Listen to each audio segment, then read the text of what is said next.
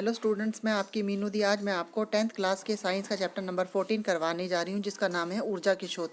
इसमें मैं आपको ऊर्जा की आवश्यकता, ईंधन और जीवाश्म ईंधन, जल विद्युत, बायोगैस और पवन ऊर्जा के बारे में बताऊंगी। उम्मीद करती हूँ कि आप मेरा वीडियो अंत तक देखेंगे और इसे लाइक और सब्सक्राइब जरूर करेंगे। इस वीडियो में मैं सबसे पहले आपको बताऊंगी कि ऊर्जा के विभिन्न रूप होते हैं तथा ऊर्जा के एक रूप को दूसरे रूप में परिवर्तित किया जा सकता है। ऊर्जा का स्रोत एक लंबी अवधि तक सुविधाजनक रूप से ऊर्जा को पर्याप्त मात्रा प्रदान करता है।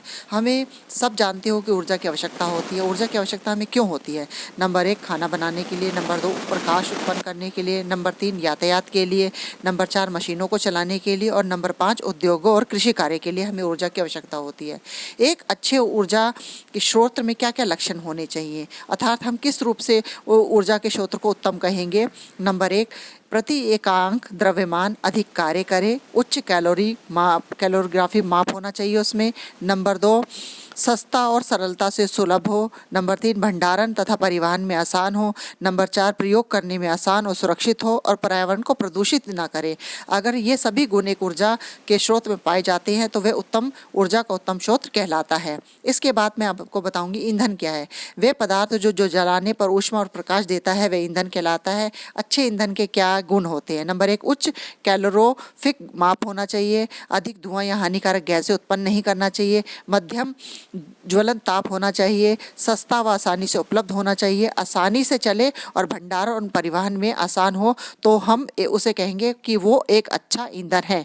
इसके बाद मैं आपको बताऊंगी ऊर्जा के स्रोत कौन कौन से। ऊर्जा के 2 स्रोत हैं, पारंपरिक स्रोत और वैकल्पिक स्रोत, जिसे गैर पारंपरिक स्रोत भी कहते हैं। पारंपरिक स्रोत में जीवाश्म ईंधन, कोयला, पेट्रोलियम आता है। तापीय विद्युत संयंत्र आते हैं, जल विद्युत संयंत्र आते हैं, जैव मात्रा जिसे बायोमास भी कहते हैं और पवन ऊर्जा आते हैं। वैकल्पिक और गैर पारंपरिक स्रोत में सौर ऊर्जा, सौर कुकर, सौर पैनल आते हैं। समुद्रों से ऊर्जा, ज्वारीय तरंग, महासागरीय ऊर्जा। नंबर 3 भूतापीय ऊर्जा और नंबर 4 है नाभिकीय ऊर्जा। तो ये थे ऊर्जा के 2 स्रोत, पारंपरिक स्रोत और गैर पारंपरिक स्रोत। इसके बाद मैं आपको बताऊंगी कि ऊर्जा के पारंपरिक स्रोत क्या है। ऊर्जा के वे स्रोत जो जन संधारण द्वारा वर्षों से प्रयोग किए जाते हैं ऊर्जा के पारंपरिक स्रोत कहलाते हैं। उदाहरण जीवाश्म ईंधन, बायोमास आदि।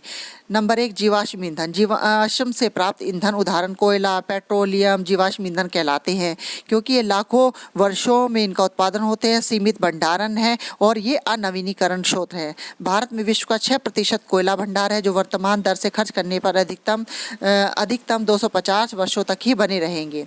लेकिन जीवाश्म ईंधन जलाने पर हमें बहुत सारी हानियों का सामना करना पड़ता है, जिसमें से एक हानि होती है प्रदूषण।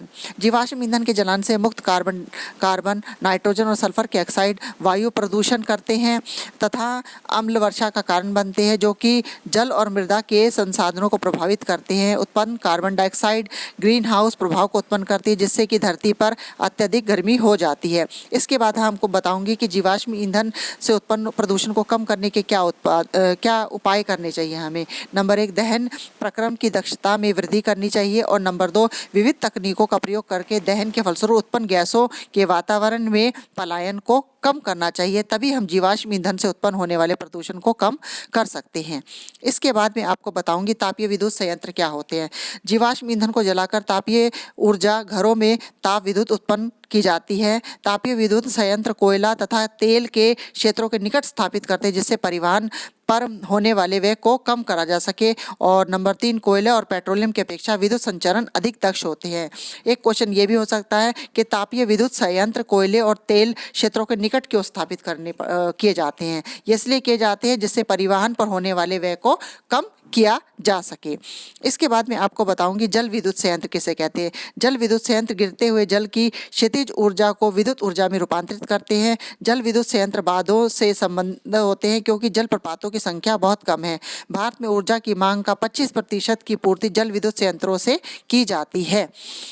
इसके अब मैं बताऊंगी जल विद्युत संयंत्रों के हमारे लाभ क्या क्या हैं। पर्यावरण को कोई हानि नहीं होती है। जल विद्युत ऊर्जा का एक नवीनीकरण ऊर्जा स्रोत है। और नंबर 3, बांधों के निर्माण से बाढ़ रोकना तथा सिंचाई करना सुलभ होता है। लेकिन इनकी हानियां भी है। बांधों के निर्माण से कृषि योग्य भूमि तथा मानव आवास डूबने के कारण नष्ट हो जाते हैं, पारिस्थितिक तंत्र नष्ट हो जाते हैं, पेड़ पौधे वनस्पति का जल में डूबने से अवायवीय परिस्थितियों में सड़ने से मीथेन गैस उत्पन्न होता है जो ग्रीन हाउस पैदा करती है। विस्थापित लोगों में संतोषजनक पुनर्वास की समस्या पैदा हो जाती है। जैसे इस चित्र में दिखाया गया है कि किस प्रकार नदी के जल पे पावर लाइन से जोड़कर मोटर से बांध में क्या क्या बनाकर किस तरह से जल विद्युत संयंत्र से बिजली उत्पन्न की जाती है, ये सब इस चित्र में दिखाया गया है कि बांध का पानी नीचे गिर रहा है, मोटर लगी हुई है, तो उससे कैसे उसे बिजली पैदा की जा रही है और उसको फिर पावर लाइन में सप्लाई किया जा रहा है। अब इसके बाद मैं आप बताऊंगी ऊर्जा के पारंपरिक स्रोतों के वैकल्पिक उपयोग के लिए प्रौद्योगिकी में क्या क्या सुधार किए जाने चाहिए। नंबर 1, जैव मात्रा या बायोमास किसे कहते हैं? कृषि व जंतु अपशिष्ट जिन्हें ईंधन के रूप में उपयोग किया जाता है, जैसे लकड़ी, गोबर, सूखे पत्ते, तने आदि। लकड़ी जैव मात्रा का वह रूप है जिसे लंबे समय से ईंधन के रूप में प्रयोग किया जाता है। इसके जलाने में क्या हानि है? जलने पर एक तो धुआं बहुत ज़्यादा होता है और दूसरा है अधिक मात्रा में इसमें ऊष्मा भी उत्पन्न नहीं होती है, तो ये एक हानि है उसकी जैव मात्रा या बायोमास की।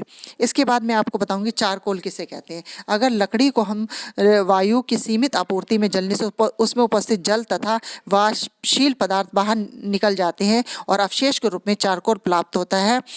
यानी लकड़ी O2 की सीमित मात्रा अगर में उसको हम जलाएंगे तो चारकोल प्राप्त होता है। चारकोल लकड़ी से बेहतर होता है क्योंकि ये बिना ज्वाला के जलता है, अपेक्षाकृत कम धुआं निकलता है और ऊष्मा उत्पन्न करने की क्षमता इसमें अधिक होती है।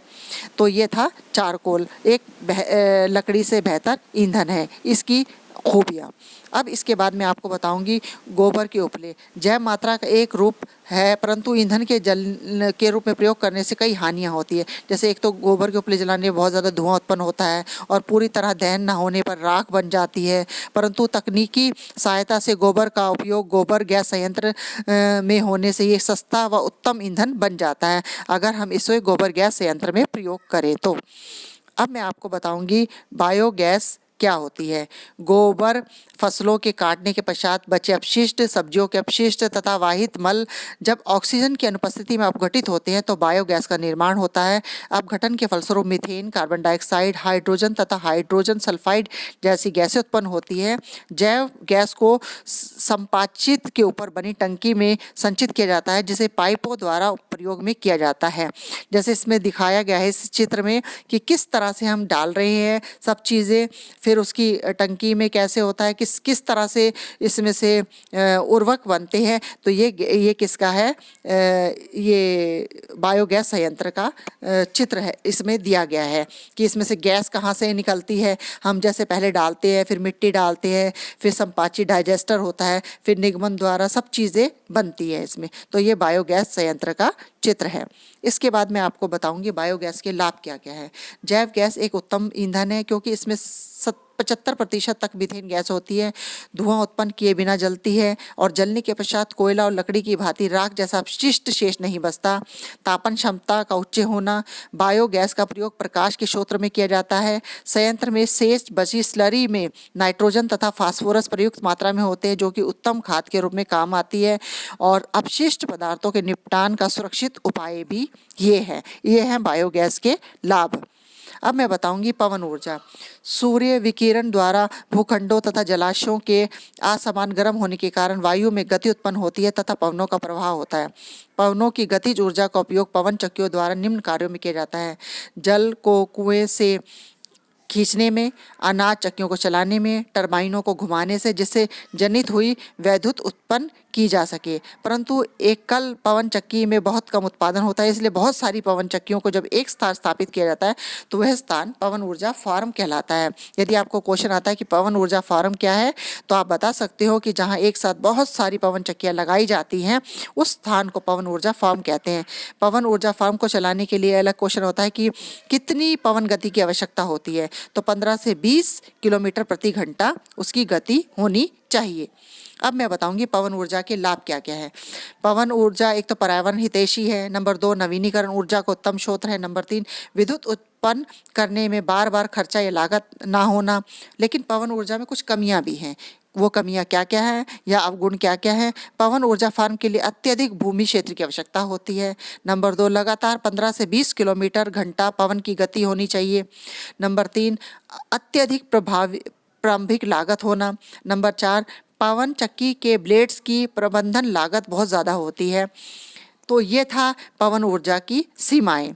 अब अगर एक क्वेश्चन आता है कि पवनों का देश किसे कहा जाता है, तो पवनों का देश किसे कहा जाता है? डेनमार्क को। और एक आता है कि भारत में पवन ऊर्जा से विद्युत उत्पन्न करने में कौन सा स्थान है, तो वो है भारत का पवन ऊर्जा विद्युत उत्पन्न करने में 5वां स्थान है। तो ये था मेरा आज का वीडियो। आपको कैसा लगा आप इसे अंत तक देखना और इसे लाइक और सब्सक्राइब करना बिल्कुल मत भूलना, ताकि मैं इसी प्रकार वीडियो बनाने के लिए प्रेरित होती रहूं। धन्यवाद।